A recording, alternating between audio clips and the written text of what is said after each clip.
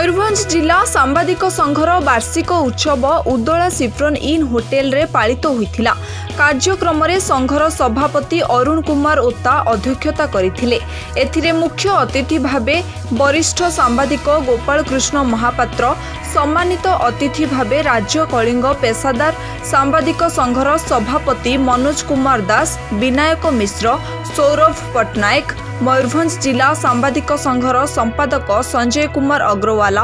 पूर्वतन काउंसिलर प्रभात कुमार परिडा जोगदेई कहिथिले सांबादिक माने निर्भीक होई काम करंतु। ताहले सरकारी अधिकारी संगे संगे गोटे सीएम लेटर टे पठे देला, टेलीफोन टे करी कहि देला नाही आज ओ असुविधा अछि न जाई परिबि नाही। गोटे सांबादिक जदि सेमिति जटिल परिस्थिति टी आसिला तागरे से कौन रही पारुची, छुट्टी रे रही जाउची, घर कोना रे रही जाउची, रही परिबो नाही। कारण से एमिति गोटे वृत्ति की आपणे नेछि जेमिति ऋषि के सकाळ उठिले तार दिनचर्या संगे से योग प्राणायाम करिवो, से ठाकुर आराधना करिवो, सेमिति गोटे सांबादिक आराधना करूची जेमिति संवादटी तार प्रसारण हो जाऊ, संवादटी तार खबर कागज को चली जाऊ, लोक माने से संपर्क सूचना पाई जाए। एला मुद्रित गणमाध्यम कथा कहूँ, कारण मुझे आरंभ कली प्रेस इनफर्मेशन ब्यूरो रे मुझे जीवन आरंभ कली, आपण मैंने विश्वास करंतु राति 2टा राति 3टा बेल को आप खबर आसे एवं स्मरणीय जो महान सांबादिक माने यार जन्मजातक लेखि मयूरभंज जिलार सांबादिक मानक गोटे मंच तले एकत्रित करी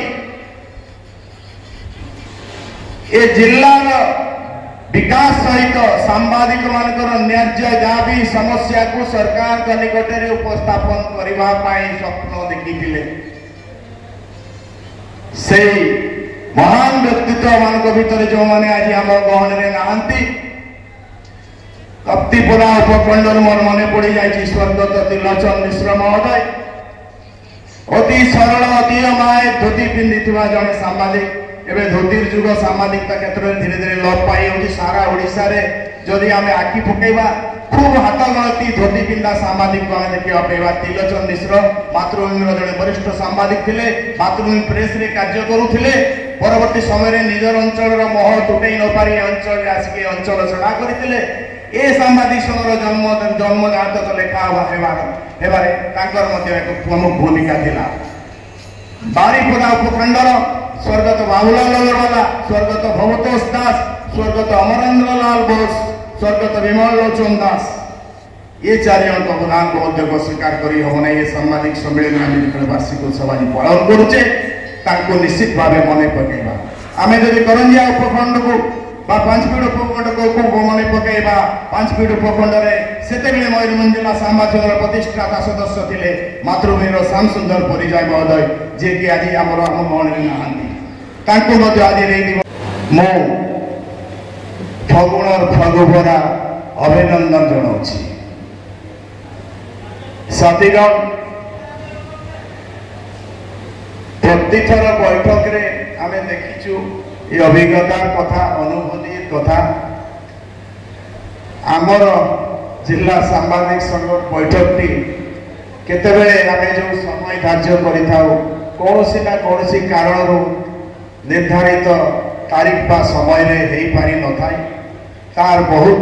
गुणे अंतर्निहित कारण मध्य थाए। आमर ये वार्षिक उत्सवटी 2024 मसीह अनुष्ठित होबार थिला। किछि अगुआ कथा पाई जाकि प्रकाश करी हेबो नाही, ताहा 2024 मसीह दुर्भाग्यवशत अनुष्ठित होई न पारि 2025 आज तिथि आज तारीख रे अनुष्ठित होउछि। तो भत्ता दिया जाई पारिबो नाही, तेणु मो दृढ़ भाव में कहबी एवं समस्त को एक स्वर में कहबी जे सरकार निश्चित भाव सांबादिक मानक भत्तार व्यवस्था करतु एवं जेहेतु भत्ता बिना सांबादिक मैंने दुर्दिन कटुंट एवं दिन राति ना सांबादिक मान कार्य कौन से समय ना तेणु से भली एक संस्था को सरकार अणदेखा करने उचित नुहे। तेरे यही कही रखी उत्तर ओडिशा मुख्यमंत्री उत्तर ओडिशा 9 कोटी एमएलए है मोर मधु किसी मात्रा हुए तो उन्नति हो पारे आम चिंता करते कि उन्नति हम ना केवल पश्चिम ओडिशा अन्य जिला मुख्यमंत्री हो जहाँ दलगत निर्विशेष गोटे कथा आम चिंता करना उचित ये अंचल उन्नति